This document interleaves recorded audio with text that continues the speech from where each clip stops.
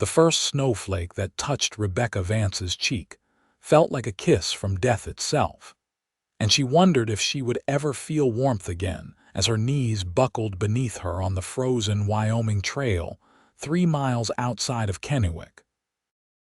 The baby strapped to her chest with strips of torn fabric from her late husband's shirt let out a whimper that cut through the howling wind, and Rebecca knew with crushing certainty that if she fell here, if she gave in to the exhaustion that clawed at every muscle in her body, little Emmett would die with her. She had been walking for 2 days since the wagon wheel shattered and the mule bolted, taking with it her last hope of reaching the town before the November storm hit. Her husband Thomas had been dead for 3 weeks, buried in a shallow grave somewhere in Nebraska after the fever took him. And now she was alone with their 6-month-old son in country so hostile, it seemed to want to swallow them whole. Rebecca's vision blurred as she took another step forward, then another, her frozen feet no longer registering pain because they had gone numb hours ago. The snow fell harder now, thick flakes that obscured everything beyond a few feet, turning the world into a white void that swallowed sound and sight alike. She thought of Thomas, of his gentle hands and the way he had promised her a better life out west, a ranch of their own where Emmett could grow up strong and free. Instead, she was stumbling through a blizzard with nothing but the clothes on her back and a baby who would not stop crying, his tiny fists beating weakly against her chest, as if accusing her of failing him already. Her foot caught on something hidden beneath the fresh snow, and she went down hard, turning at the last second to protect Emmett from the impact. The ground was so cold it burned, and Rebecca lay there gasping, trying to summon the strength to rise. The baby screamed now, a thin wail that seemed impossibly loud in the muffled quiet of the storm. She had to get up. She had to keep moving. But her body would not obey, and the snow began to cover her like a blanket, almost gentle in its deadly embrace. Somewhere in the distance, she heard a sound that might have been thunder or might have been hoofbeats, but it seemed so far away, part of a dream perhaps. The cold was making her confused, making her think she heard things that were not there. She closed her eyes just for a moment, just to rest, and felt the darkness pulling at her. The hoofbeats grew louder, closer, definitely real now, and then a voice cut through the storm, rough and urgent. "Holy hell, there's someone down here."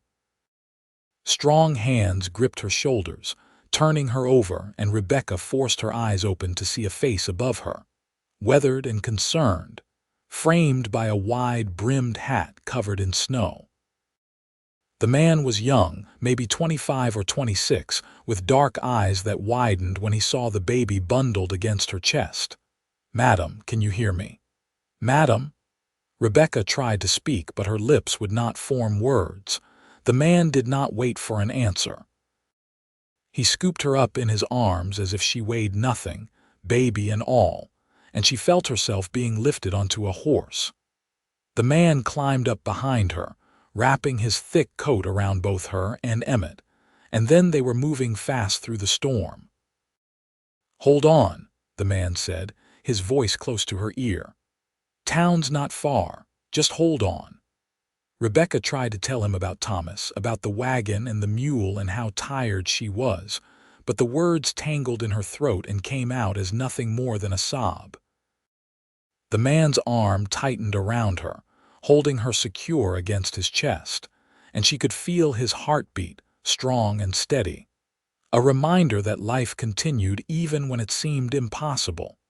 The ride to Kennewick passed in a blur of white and cold and the rhythmic pounding of hooves. Rebecca drifted in and out of consciousness, aware only of the warmth of the man's body behind her and the weight of Emmett against her chest. When the horse finally stopped, she heard voices, multiple voices, and then she was being carried again, this time into warmth and light. "Doc Miller." "Need you now." The man shouted, and Rebecca felt herself being lowered onto something soft. A bed, perhaps, blessed relief after days of hard ground and wagon boards. An older voice spoke, calm and professional. "What happened to her, Quentin?" "Found her collapsed on the trail about 3 miles out. She's got a baby with her, half frozen, both of them. Quentin." The man's name was Quentin. Rebecca held onto that information as hands began removing her wet clothes, checking her extremities, examining Emmett, who was crying with renewed vigor now that he was in the warmth. "The baby seems relatively protected. She kept him against her body heat," Doc Miller said, "but she's in bad shape. Frostbite on her feet and hands, severe exhaustion, possible hypothermia. We need to warm her slowly. Quentin, get those blankets from the cabinet and stoke that fire higher." Rebecca felt blankets being piled on top of her, felt Emmett being taken from her arms, and cried out in protest despite her weakness. "Hush now, we're just checking him over, making sure he's all right," a woman's voice said, soothing and gentle. "I'm Martha, Doc Miller's wife. Your boy is going to be just fine, but you need to rest now." "Thomas," Rebecca managed to whisper, "Thomas is dead." She heard the exchange of glances more than saw them, the heavy silence that followed her words. "I'm sorry for your loss," Martha said quietly. "But you're safe now, do you understand? You and your baby are safe. Safe." The word seemed foreign, something from another lifetime. Rebecca let her eyes close, let the warmth seep into her bones, and finally let herself surrender to the exhaustion. When she woke, it was dark outside the window, and a lamp burned low on a table beside the bed. Rebecca's whole body ached, a deep pain that seemed to radiate from her very marrow, but at least she could feel again. She turned her head and saw Emmett sleeping in a wooden cradle next to the bed, wrapped in clean blankets, his little face peaceful. Relief flooded through her so intense it brought tears to her eyes. "You're awake." The voice came from the corner of the room, and Rebecca turned to see the man, Quentin, sitting in a chair watching her. He stood and came closer, his movements careful as if afraid of startling her. "How are you feeling?" "Sore," Rebecca said, her voice hoarse, "but alive. My son, he's fine. Hungry, though. He's been fussing on and off. Martha tried to get some milk down him, but he wants his mother." Rebecca tried to sit up and gasped at the pain in her hands and feet. Quentin was there immediately, helping her, adjusting the pillows behind her back. "Doc says you've got frostbite, but it's not too severe. You'll keep all your fingers and toes if you're careful. Your feet are going to hurt like the devil for a while, though." "Thank you," Rebecca said, looking at him properly for the first time. He was handsome in a rugged way, with dark hair that needed cutting and eyes that seemed older than his face. He wore simple clothes, a work shirt and denims, and his hands were calloused from hard labor. "You saved our lives." Quentin shook his head. "I just happened to be riding by." "Anyone would have done the same. But you're the one who did." Rebecca reached for Emmett's cradle, and Quentin lifted the baby gently, placing him in her arms. Emmett rooted immediately, seeking milk, and Rebecca adjusted her nightgown to feed him, too exhausted and grateful to feel embarrassed. Quentin turned away politely, moving back toward the chair. "What's your name, madam?" "Rebecca Vance. This is Emmett. Quentin Pierce. Pleased to make your acquaintance, though I wish it were under better circumstances." Rebecca watched Emmett nurse, his tiny hands kneading against her skin, and felt the tears come again, hot and fast. "I thought we were going to die out there. I really thought that was the end." "Where were you headed, Kennewick?" "My husband's brother is supposed to be here, runs a freight business. Robert Vance. Do you know him?" Quentin's expression changed, became carefully neutral in a way that made Rebecca's stomach drop. "I know of him." "Madam, I'm not sure how to tell you this, but Robert Vance left Kennewick about a month ago. Sold his business and headed to California. There was some trouble with debts. The words hit Rebecca like a physical blow. Robert had been her last hope, the only family connection they had in Wyoming. Thomas had been so certain his brother would help them get established, would give Thomas work until they could save enough for their own place. She had pushed through pain and grief and exhaustion to reach Kennewick because Robert was here, because someone was waiting who would help them. And now that too was gone, "I see," she said, her voice flat. "Is there a church in town? Perhaps they could help me find work, somewhere to stay until I can earn passage back east. There's a church and Reverend Walsh is a good man, but Madam, Rebecca, if I may, what about your own family? Surely there's someone who could help." Rebecca laughed, a bitter sound. "I married against my father's wishes. He's a banker in Philadelphia, very proper, very concerned with appearances. Thomas was a clerk, a good man but not good enough for the daughter of Edmund Vasher. When we left for the territories, my father made it clear I was no longer his concern. I have a sister, but she's married to a man who shares my father's views. There's no going back there." Quentin was quiet for a long moment, his jaw working as if chewing over difficult thoughts. Finally he said, "Then I guess you'll need to make a life here. Kennewick's a growing town, lots of opportunities for someone willing to work hard." "Opportunities for a widow with an infant and no money or prospects?" Rebecca shook her head. "I'm not naive, Mr. Pierce. I know exactly how limited my options are." "Maybe you've got more options than you think." Quentin leaned forward, his elbows on his knees. "I've got a ranch about 5 miles south of town. It's not much yet, just a small spread, but I'm building it up. I could use help with the house, cooking and such. I've been managing on my own, but it's rough. I could offer you room and board in exchange for keeping the house, maybe help with some of the lighter ranch work when Emmett gets a bit older." Rebecca stared at him. "You're offering me employment?" "Mr. Pierce, you don't know anything about me. I know you fought through a blizzard to save your son. I know you're brave and stubborn and willing to do whatever it takes to survive. That's more than I can say for a lot of folks." He met her eyes steadily. "And I know what it's like to be alone in the world with nowhere to turn. I'm not offering charity, Rebecca. I genuinely need the help and you genuinely need work. Seems like it could benefit us both." It was too much, too fast. Rebecca's mind spun with the implications, with the impropriety of a widow living alone with an unmarried man, with the sheer strangeness of having her life upended and rebuilt by a stranger in the space of a day. But what choice did she have? Emmett needed food, shelter, safety. Her pride was a luxury she could no longer afford. "It wouldn't be proper," she said weakly. "It's Wyoming territory, 1878. Proper is staying alive and fed. Besides, there's a separate cabin on the property, was built by the previous owner for his son. It's small but sound. You and Emmett could stay there, have your own space. I'd be in the main house. Plenty of distance to satisfy the gossips." Rebecca looked down at Emmett, who had fallen asleep at her breast, milk-drunk and peaceful. For him, she thought. For him, she could swallow her pride, could accept help from a stranger, could build a new life from nothing. "All right," she said quietly. "I accept your offer, Mr. Pierce, and thank you." "Quentin," he said, standing. "Call me Quentin. We're going to be working together after all. Might as well dispense with the formalities." He moved toward the door, then paused. "Doc says you should rest for at least a few more days before moving around much.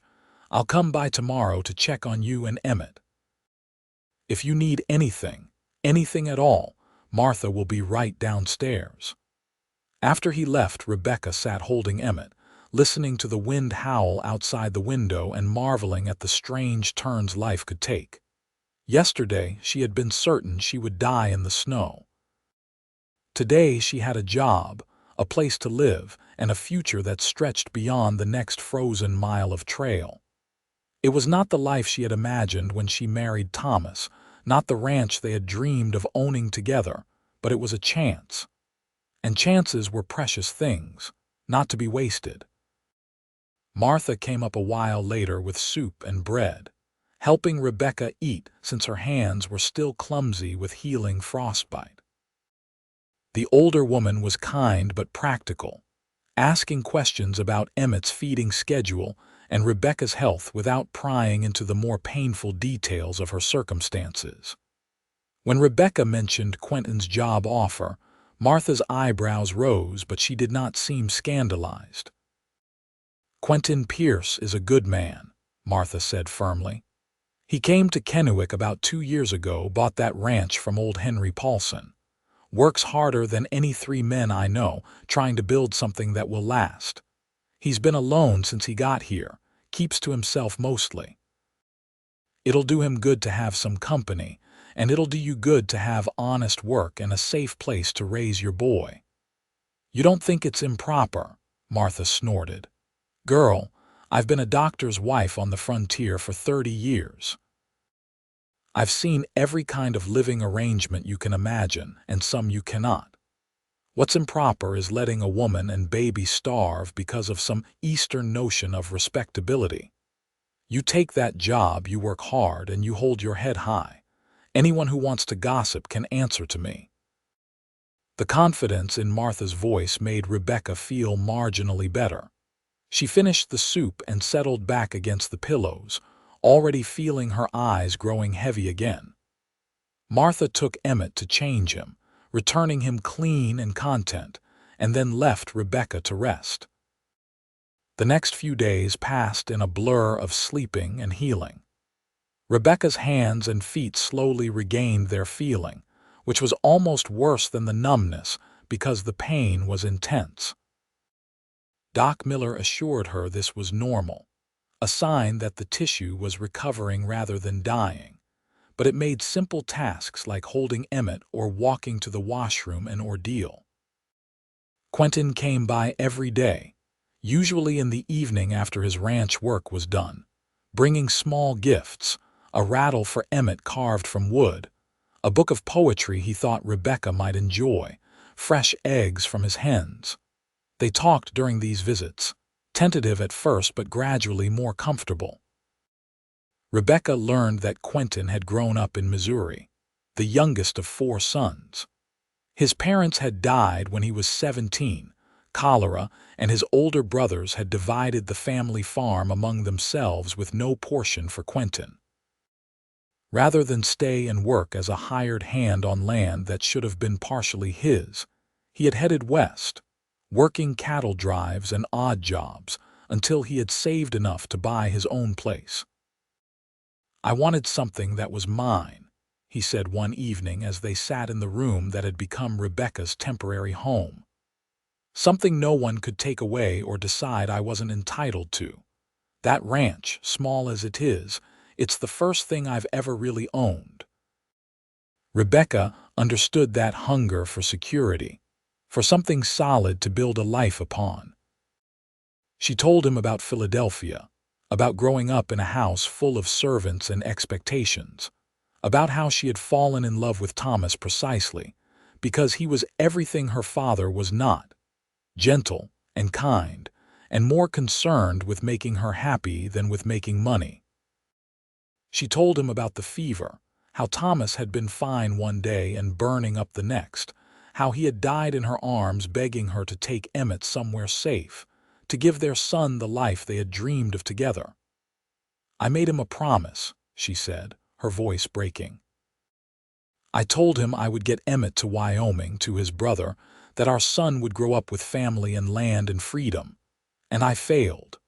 Robert is gone, we have no family here, and I'm dependent on the charity of a stranger." "It's not charity," Quentin said firmly. "And you haven't failed, Rebecca. Emmett is alive and healthy because of you. You kept him safe through things that would have broken a lesser person. That's not failure. That's victory, hard won." His words warmed something in Rebecca that had been cold since Thomas died. Not her body, but her spirit.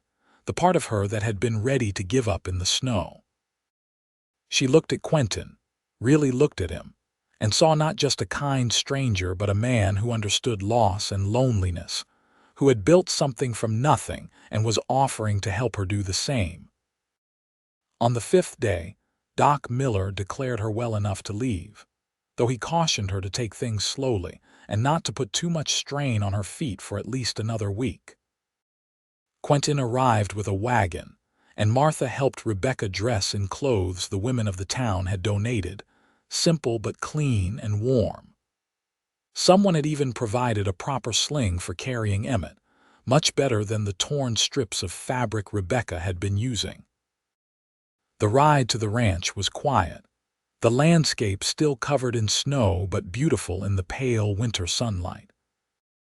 Quentin pointed out landmarks as they went, the creek that ran through his property, the stand of cottonwoods that marked the northern boundary, the meadow where he planned to run cattle come spring. The ranch itself was modest, but well kept. The main house was a simple log structure, solid and weatherproof, with a stone chimney and glass windows, a luxury in this part of the country. The smaller cabin Quentin had mentioned stood about 50 yards away, tucked against a hillside for protection from the wind.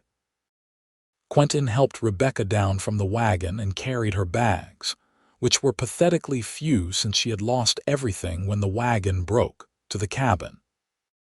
Inside it was a single room, but larger than Rebecca had expected, with a good fireplace, a real bed frame with a corn husk mattress, a table and 2 chairs, and several hooks on the wall for hanging clothes.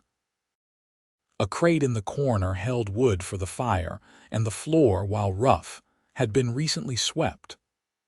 "I tried to fix it up a bit," Quentin said, sounding almost embarrassed. "Got the bed from Mrs. Henderson in town. Her son moved to Denver and she was happy to sell it cheap. The table and chairs I made myself, so they're a bit rough but they're sturdy." "It's wonderful," Rebecca said honestly. "Compared to sleeping on frozen ground or in the back of a drafty wagon, this cabin seemed like a palace." "Really, Quentin, it's more than I expected." He showed her the lean-to attached to the back where she could store food to keep it cool, and the path to the well they would share with the main house. Then he walked her over to show her the main house, where she would be doing most of her work. The main house was surprisingly neat for a bachelor's residence. The front room served as both kitchen and living area, with a large fireplace, a proper cook stove, a sturdy table, and several chairs. A bedroom opened off the back, and a ladder led to a loft space used for storage. Quentin showed her where he kept supplies, apologizing for the disorganization.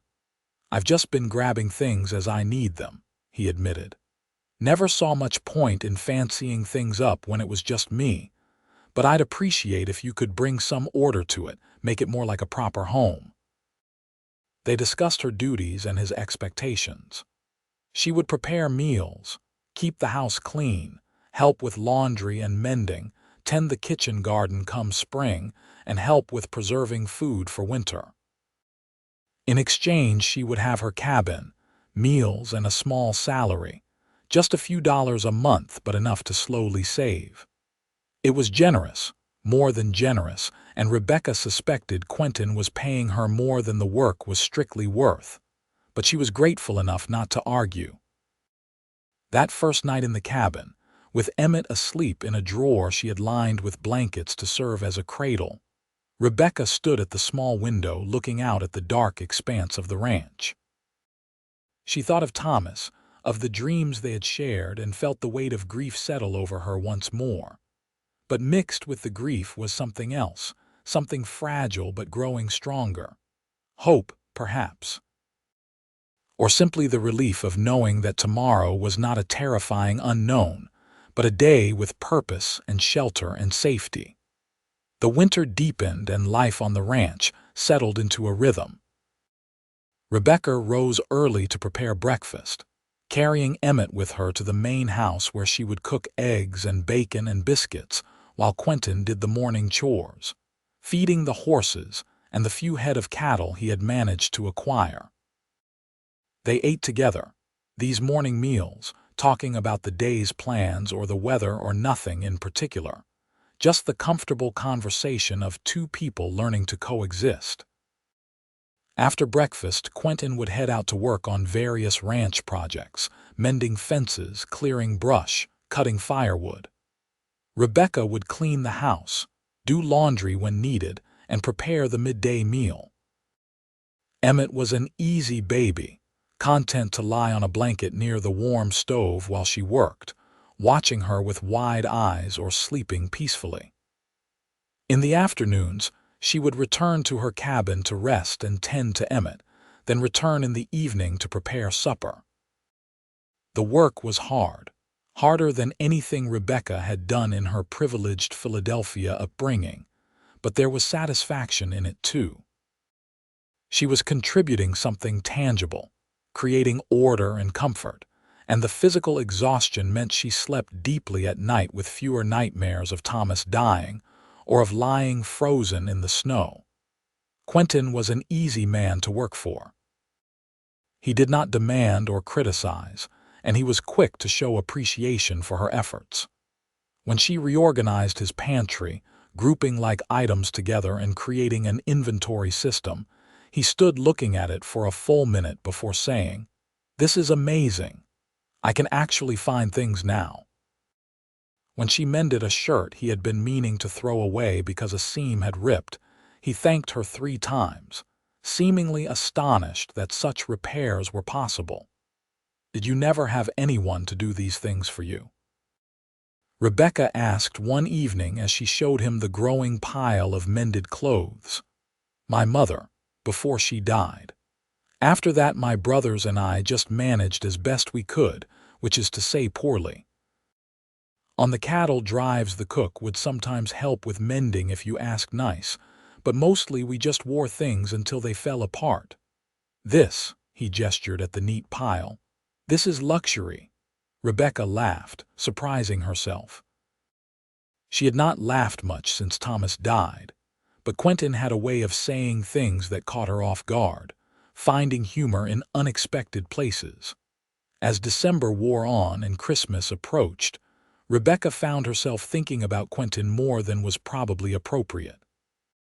She noticed things about him: the way his hair curled slightly at the nape of his neck when it got too long, the small scar above his left eyebrow that she learned he got breaking a horse when he was 19, the way his whole face changed when he smiled, becoming younger and lighter.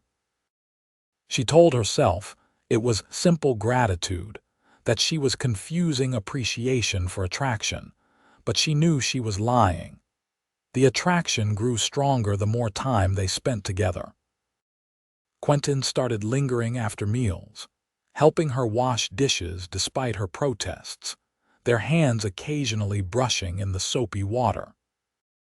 He brought her small gifts, usually practical things like a better knife for the kitchen or a warmer shawl, but sometimes something purely decorative, like the small glass bottle he said reminded him of her eyes. She caught him watching her sometimes, his expression soft and wondering, and felt heat rise to her cheeks that had nothing to do with the cook stove. But always between them was the ghost of Thomas, and Rebecca's guilt over what she was feeling. It had only been a few months since her husband died. What kind of woman developed feelings for another man so quickly? What did it say about her love for Thomas that her heart could turn so easily to someone else? She confessed these feelings to Martha on one of her visits to town, bursting into tears in the older woman's kitchen while Emmett napped peacefully in her arms. "I feel like I'm betraying Thomas," Rebecca sobbed. "He's barely cold in his grave and I'm thinking about another man." "What's wrong with me?" Martha handed her a handkerchief and sat down beside her, taking her hand. "Nothing is wrong with you, dear. You're alive and you're young and you've met a good man who treats you well. Thomas would want you to be happy. He wouldn't want you to spend the rest of your life alone, punishing yourself for surviving. but it feels wrong. It feels too soon. There's no schedule for grief, Rebecca. It comes and goes as it pleases, and healing doesn't mean you loved any less. You can mourn Thomas and still open your heart to new possibilities. The two aren't mutually exclusive. Rebecca wanted to believe her, but the guilt remained, coloring every interaction with Quentin, making her pull back when she wanted to lean closer, making her formal when she wanted to be familiar.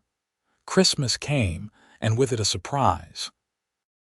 Rebecca woke to find a small pine tree had been set up in the main house, decorated with strings of popcorn and paper ornaments. Quentin stood beside it looking embarrassed. "I thought Emmett should have a Christmas, even if he's too young to remember it," he said gruffly. "And I thought you might like it too." Rebecca felt tears prick her eyes. She had not expected to celebrate the holiday, had been trying not to think about it because last Christmas she and Thomas had been so happy, so full of plans and hopes. But this was different, not a replacement for those memories but something new, a kindness that stood on its own. "It's beautiful," she said. "Thank you." Under the tree were packages, crudely wrapped but wrapped nonetheless. A rag doll for Emmett that Quentin had clearly made himself, stitched with uneven stitches but full of care. A book for Rebecca, a collection of essays by Emerson that must have cost him dearly in a town where books were rare and precious. And a small wooden box that, when opened, revealed a set of hair combs carved with delicate flowers. "I know they're not much," Quentin said, watching her anxiously. "But I wanted you to have something nice, something that was just for you and not practical." Rebecca lifted one of the combs, marveling at the detail. "You made these, carved them. I do a bit of woodwork in the evenings, helps pass the time. I hope you like them." "I love them," Rebecca said, and meant it completely. She had gifts for him too, much simpler. A new shirt she had sewn from fabric purchased with her small wages, and a batch of ginger cookies, using a recipe her mother's cook had taught her years ago. Quentin accepted them with obvious pleasure, immediately putting on the shirt and eating 3 cookies in quick succession. They spent the day together, a quiet celebration that somehow meant more than all the elaborate Christmases of Rebecca's youth. They cooked a goose Quentin had traded for in town, and Rebecca made a plum pudding that turned out slightly burnt but tasted good anyway. They sang carols, Quentin's voice rough but enthusiastic, and Rebecca taught him a song her mother used to sing. Emmett was passed between them, cooed over and spoiled with attention, the center of their small celebration. As the day wound down and Rebecca prepared to return to her cabin, Quentin caught her hand.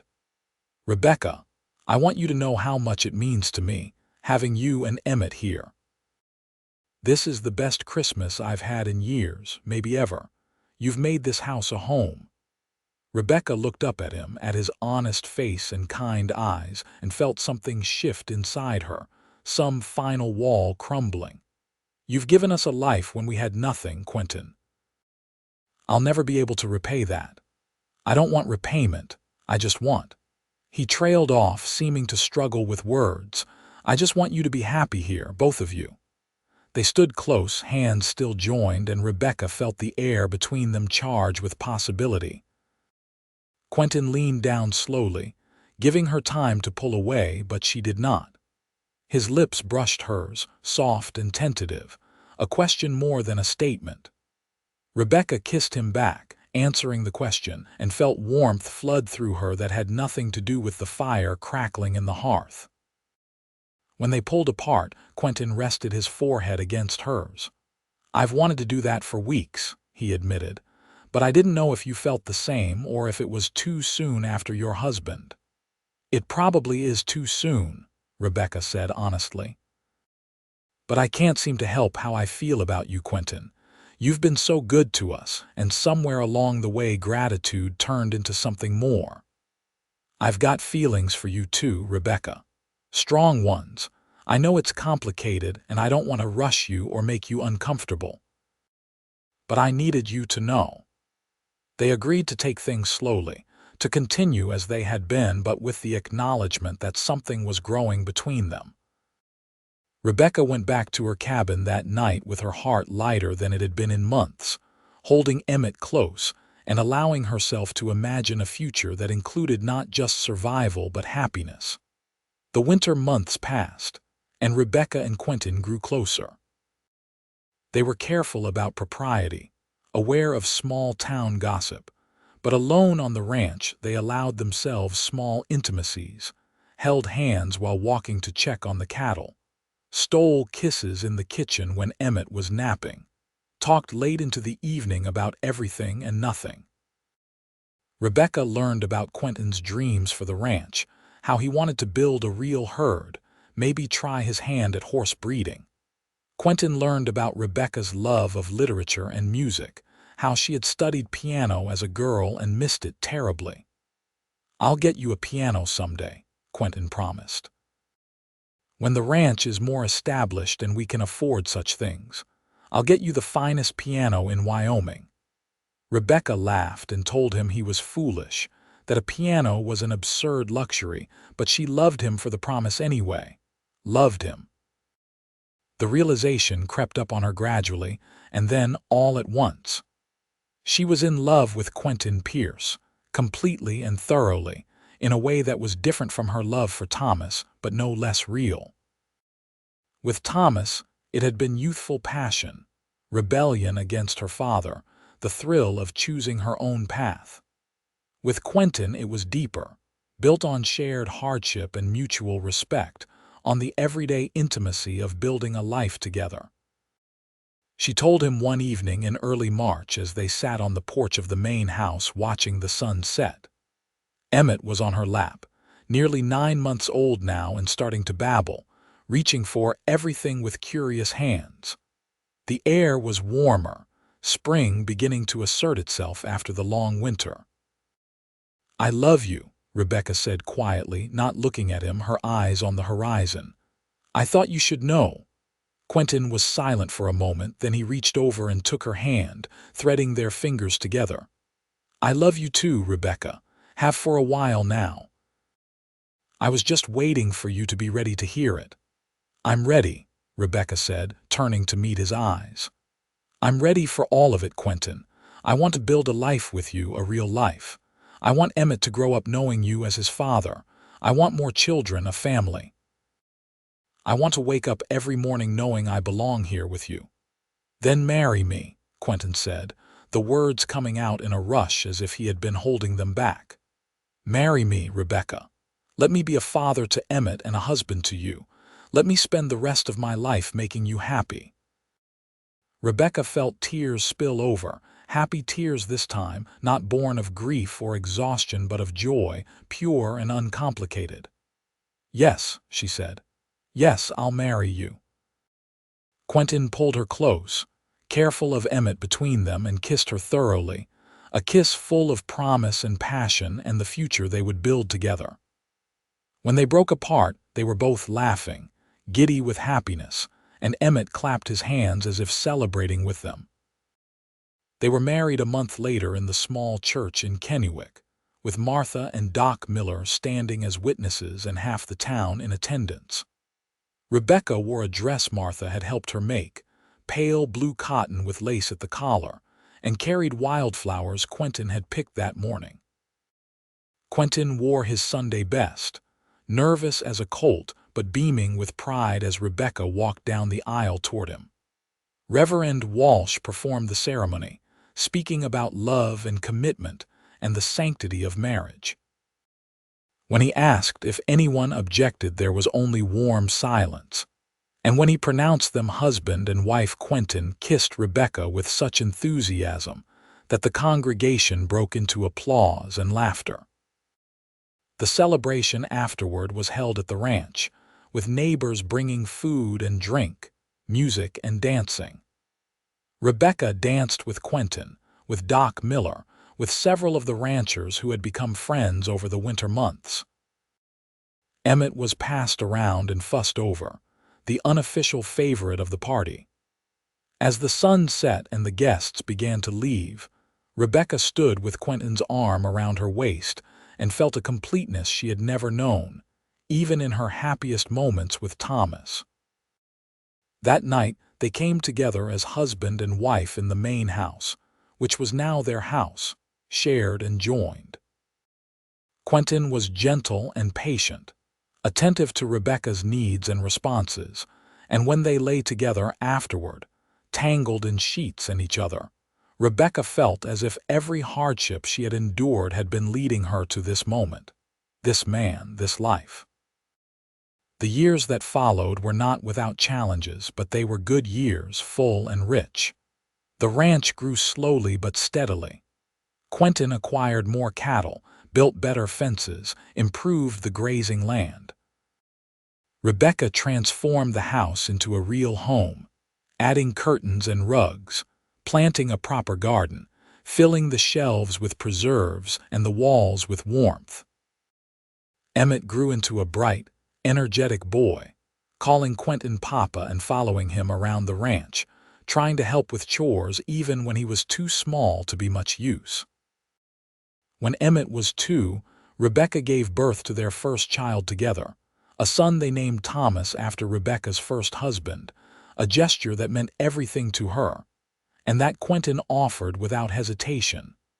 "He was part of your life, part of Emmett's life," Quentin said when they discussed names. "We don't have to pretend he didn't exist. We honor him by remembering him." Little Thomas was followed by a daughter, Caroline, 2 years later, and then another son, James, 2 years after that. The house filled with noise and laughter, with the chaos of children and animals and life being lived fully. Rebecca sometimes could hardly believe this was her existence, so far removed from both the privileged restriction of her Philadelphia childhood and the desperate struggle after Thomas's death. Quentin proved to be a wonderful father, patient and playful, teaching the children to ride and rope and care for animals, but also encouraging their education, making sure they learned to read and write and figure. He never differentiated between Emmett and his biological children, treating all of them with equal love and attention, and Emmett grew up secure in the knowledge that he was wanted and valued. The ranch prospered. By the time Emmett was 10, Quentin had built a substantial herd and was known throughout the region as a fair dealer and skilled rancher. They built onto the house, adding proper bedrooms for the children and a parlor where Rebecca's piano, purchased as promised, held pride of place. They were not wealthy by any means, but they were comfortable, secure in a way that many frontier families never achieved. Rebecca sometimes thought of her father in Philadelphia, wondered if he knew he had grandchildren, if he ever regretted turning his back on her. She wrote to her sister occasionally, short letters that received polite but distant responses. That part of her life seemed to belong to a different person, someone she had been before hardship, and loss and love had transformed her into who she was now. On their 10th wedding anniversary, Quentin surprised Rebecca with a trip to town, just the two of them, leaving the children with Martha and Doc Miller for the night. They had dinner at the hotel, a rare luxury, and walked through Kennewick streets hand in hand, marveling at how the town had grown, new buildings and businesses springing up as the railroad brought more settlers. "You ever regret it?" Quentin asked as they walked. "Marrying me, staying here instead of going back east." Rebecca stopped and turned to face him, taking both his hands in hers. "Never," she said firmly. "Quentin, you gave me a life when I had nothing. You gave Emmett a father, you gave me a family and a home and a love I never expected to find. Why would I regret any of that? I just want to make sure you're happy," Quentin said. "You came from so much, and I've given you a hard life on a ranch in the middle of nowhere." "You've given me everything that matters," Rebecca said. "Yes, I came from wealth and privilege, but I also came from a family that valued money more than people, appearance more than substance. Here I have children who are free to be themselves, a husband who loves me not for my family name but for who I am, and work that has purpose and meaning. I have never been happier, Quentin. Not once in my entire life. They kissed there on the street, not caring who might see, and walked back to the hotel where they spent the night rediscovering each other. The passion between them not dimmed by time or familiarity but deepened by it, made richer by everything they had shared and built together. The children grew. Emmett became a strong, capable young man, interested in the ranch but also showing an aptitude for figures that reminded Rebecca of her father, though she would never tell him that. When he was 17, he announced his intention to study surveying, having become fascinated with the maps and land measurements involved in ranching. Quentin encouraged him, proud of his son's ambition, and helped him secure an apprenticeship with a surveyor in Cheyenne. "You should pursue what interests you," Quentin told him. "The ranch will always be here if you want to come back, but you should see what else is out there, find your own path." Thomas Jr. showed early signs of wanting to stay on the ranch, loving the cattle and horses with a passion that delighted his father. Caroline was artistic, always drawing or painting, seeing beauty in the landscape that others took for granted.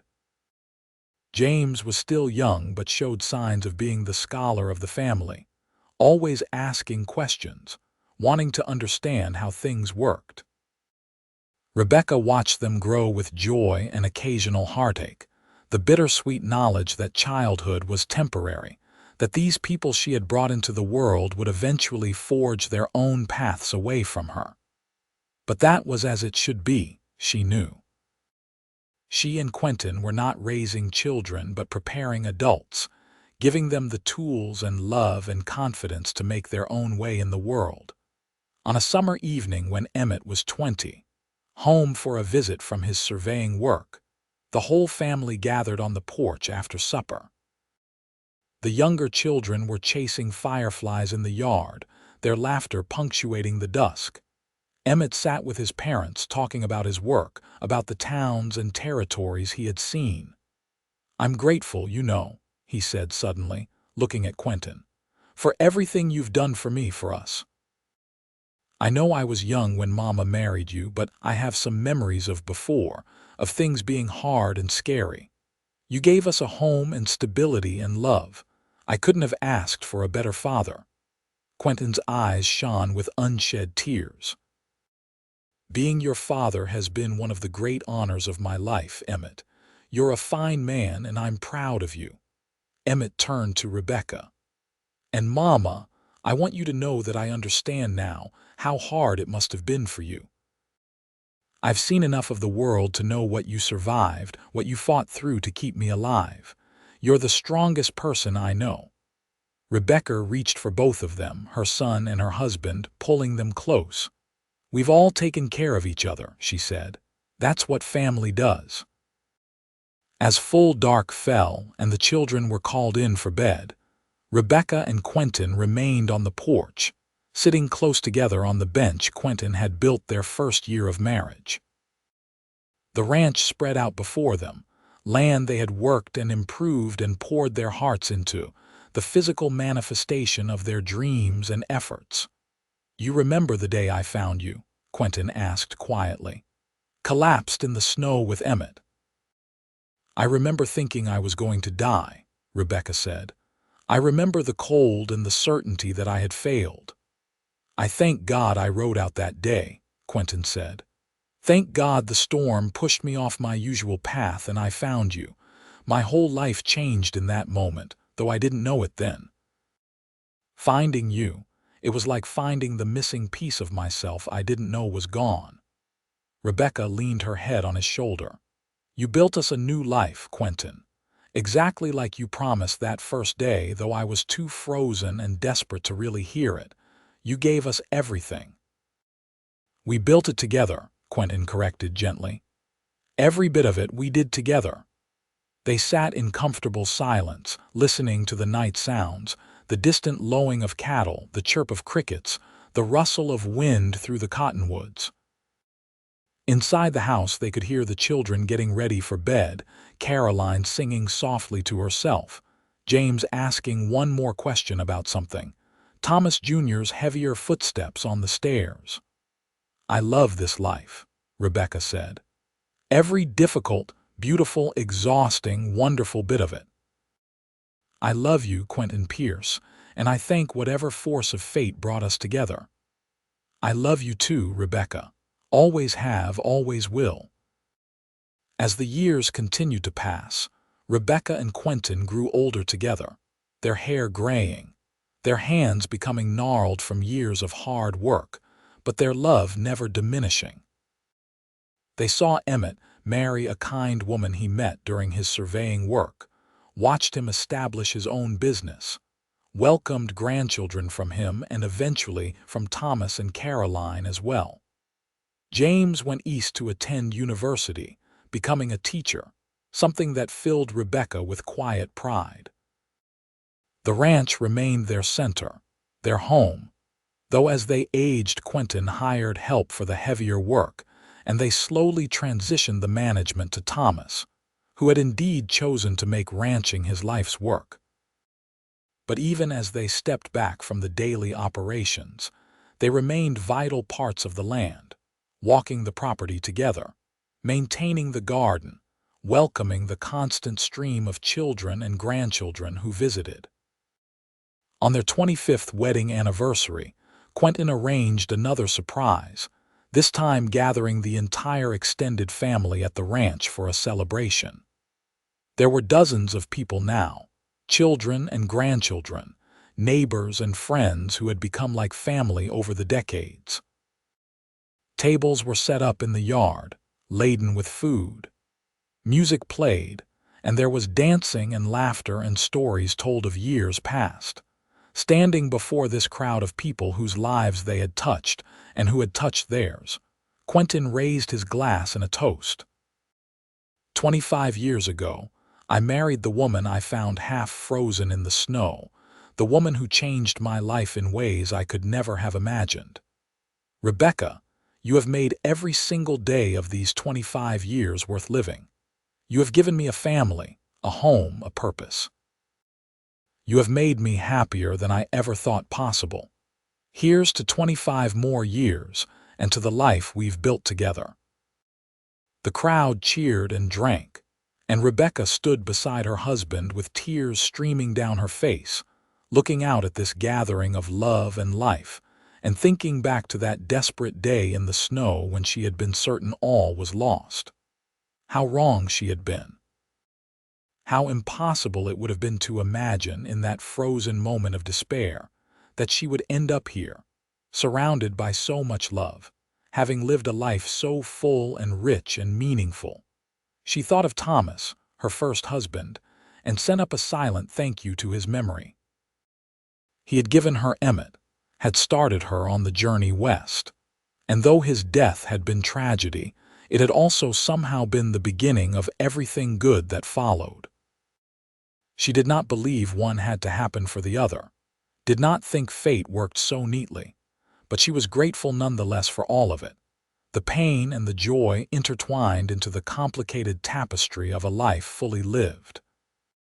That night, after the last guest had left and the grandchildren were bedded down in various corners of the expanded house, Rebecca and Quentin walked out to the spot where the old cabin still stood, the one she had lived in that first winter. It was used for storage now, but they kept it maintained, a reminder of where they had started. "I want to be buried here," Rebecca said suddenly, "when my time comes, right here on this land." "That won't be for many years yet," Quentin said firmly. "You're still strong as an ox." Rebecca laughed. "I'm 61 years old and my knees hurt when it rains. I'm not planning on dying tomorrow, but I want you to know, this land, this ranch, this is where I belong now, not in some city cemetery, not anywhere else. Here." "Here," Quentin agreed. "We'll be buried here together when the time comes." though like I said, that's far in the future. But time, as it always does, continued its march.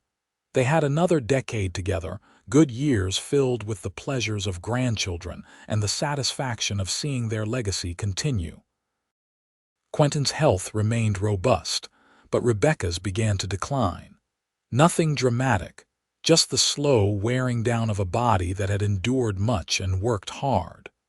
She developed a cough that wouldn't quite go away, and her energy gradually diminished. On a spring morning when the wildflowers were blooming and the meadowlarks were singing, Rebecca woke feeling particularly weak.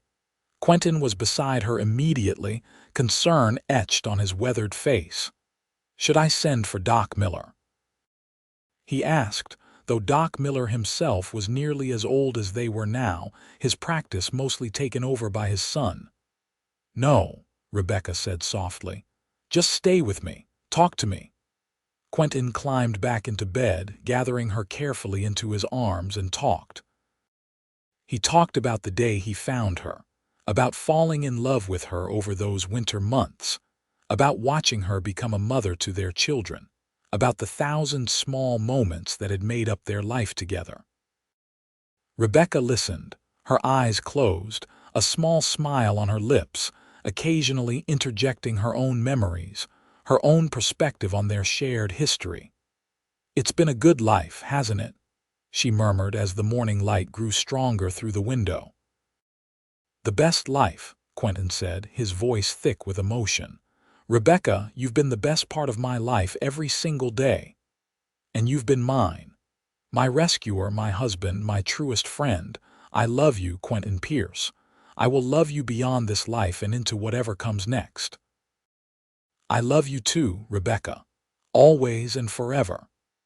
She died peacefully that afternoon, surrounded by her children and grandchildren, with Quentin holding her hand. She slipped away quietly without pain, her last words a whispered thank you that Quentin would treasure forever. They buried her on the ranch as she had requested, in a spot overlooking the valley with the mountains in the distance. The entire community came to pay respects, testimony to the life she had lived and the people she had touched. Emmett gave a eulogy, speaking of his mother's strength and courage, her capacity for love, her determination to build a good life for her family. Thomas spoke of her kindness and wisdom, Caroline of her encouragement and support, James of her intellectual curiosity and thirst for knowledge.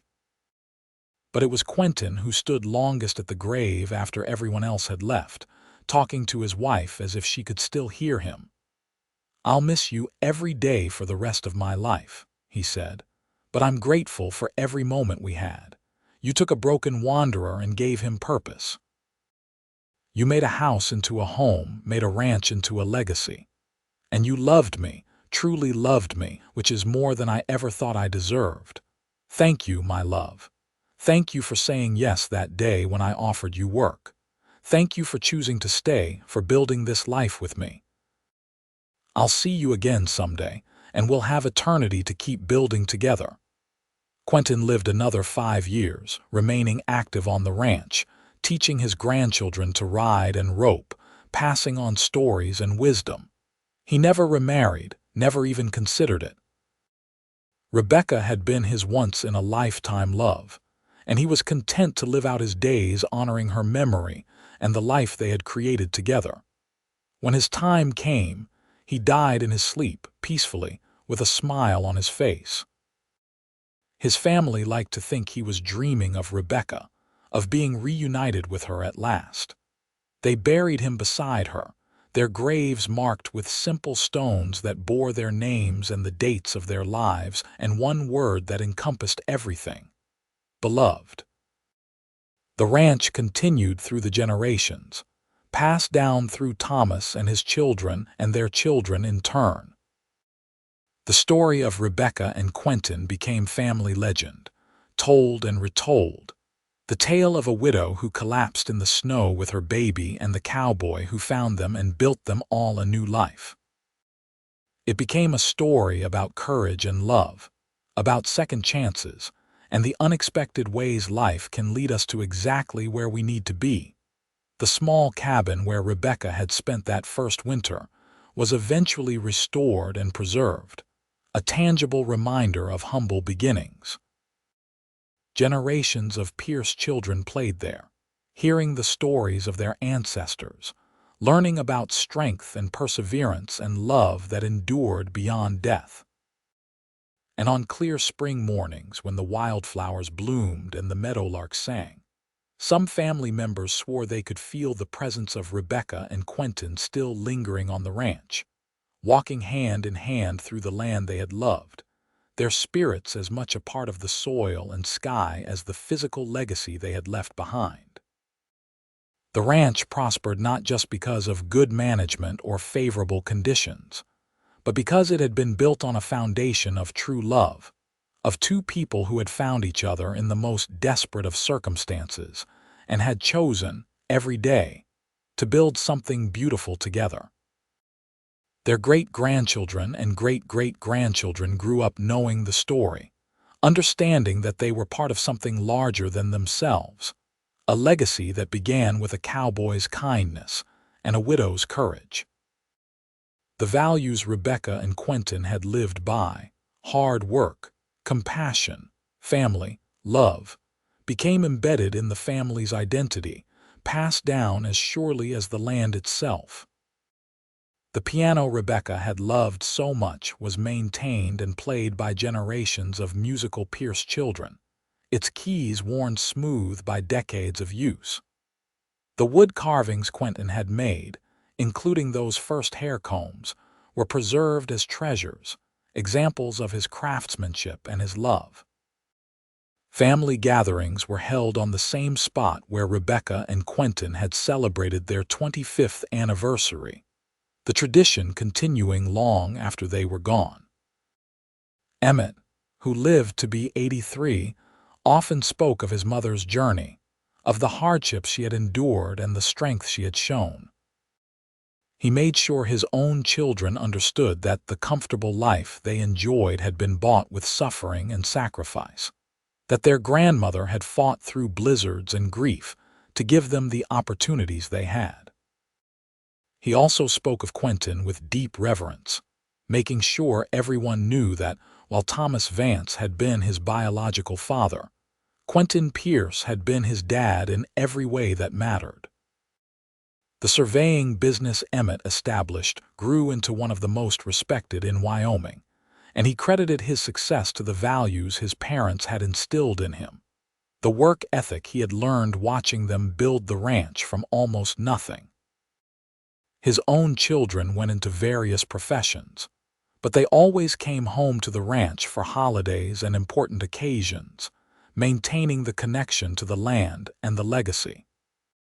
Thomas Pierce Jr. ran the ranch until he was 70, when he finally turned it over to his own son, another Quentin, named for his grandfather. Young Quentin had the same quiet determination and kind heart as his namesake, and under his stewardship, the ranch not only survived but thrived, adapting to changing times while maintaining its core identity. He modernized operations where necessary but preserved the family traditions, the values, the stories. Caroline became a respected artist, her paintings of Wyoming landscapes and ranch life sought after by collectors. Many of her works featured scenes from her childhood, images of her parents working together, of family gatherings, of the ranch in different seasons. Her most famous painting, which hung in the Wyoming State Museum, showed a young woman in the snow, a baby in her arms, with a figure on horseback approaching in the distance. She called it The Beginning, and it became an iconic representation of pioneer determination and the kindness that helped build the West. James's academic career led him to become a historian specializing in Western settlement and family histories. He wrote extensively about his parents' story, placing it in the broader context of westward expansion and the challenges faced by widows and single mothers on the frontier. His work helped preserve not just the Pierce family story but countless others like it, ensuring that the human cost and triumph of settling the West was not forgotten.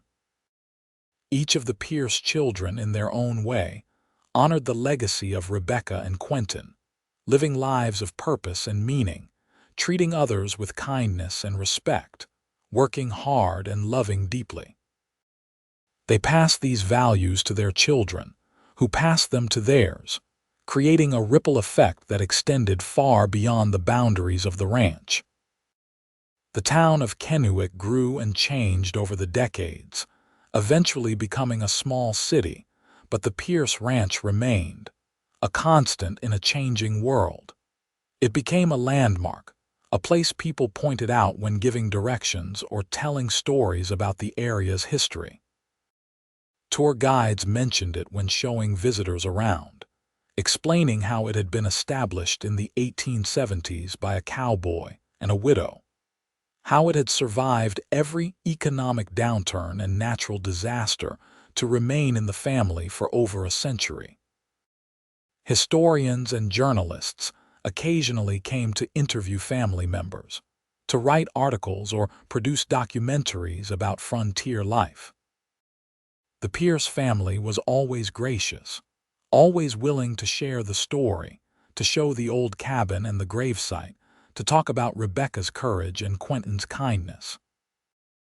They understood that their story was not just theirs, but belonged to the larger narrative of American history, an example of how the West was won not just through conquest and conflict, but through human connection and compassion. As the 20th century gave way to the 21st, the ranch faced new challenges: economic pressures and changing markets, environmental concerns and water rights issues. But each generation of Pierces approached these challenges with the same determination Rebecca had shown struggling through that blizzard, the same willingness to adapt that Quentin had demonstrated building a life from scratch. They found new ways to make the ranch sustainable, diversifying operations, embracing conservation practices, finding the balance between progress and preservation. The family grew larger and more diverse with each generation, marriage bringing in new bloodlines and perspectives, but the core identity remained. To be a Pierce meant to understand where you came from, to honor the sacrifices made by those who came before, to contribute to the legacy rather than simply benefiting from it. Family reunions brought together hundreds of descendants, all able to trace their lineage back to that desperate widow and the cowboy who saved her. On the 150th anniversary of Rebecca and Quentin's meeting, the family organized a massive celebration at the ranch. Descendants came from all over the country, some from overseas, all wanting to connect with their roots, to stand on the land where it all began. They gathered at the gravesite, now surrounded by a small garden maintained by family volunteers, and took turns sharing what Rebecca and Quentin's legacy meant to them. A great-great-great-granddaughter spoke of how the story of her ancestors had inspired her to pursue social work, to help vulnerable families the way Quentin had helped Rebecca. A great-great-great-grandson talked about learning ranching from his father, who had learned it from his father, an unbroken chain of knowledge and tradition stretching back to Quentin's patient teachings. A young woman spoke through tears about being a single mother herself, and how knowing what her great-great-great-grandmother had survived gave her strength to face her own challenges. As the sun set on that anniversary celebration, with multiple generations of Pierces gathered together, someone started singing an old hymn that Rebecca had loved. Others joined in, voices blending in harmony, the sound carrying across the valley. In that moment, with the mountains purple in the distance and the ranch spread out below, it was easy to believe that Rebecca and Quentin were there somehow, present in the love that surrounded their descendants, in the land that had sustained the family for so long, in the values that continued to guide each new generation. The story that had begun with desperation in a snowstorm had grown into something magnificent, a testament to the power of human kindness and the resilience of the human spirit. What Quentin had started with a simple act of compassion, stopping to help a stranger in need, had bloomed into a legacy that touched hundreds of lives, that would continue touching lives for generations yet to come. And somewhere, in whatever realm existed beyond this one, Rebecca and Quentin Pierce walked together still, hand in hand, watching over the family they had created, the land they had loved, the life they had built from nothing but determination and love. Their story, begun in snow and suffering, had transformed into something beautiful and enduring, proof that even in the darkest moments hope remained, that second chances existed, that love could indeed conquer all.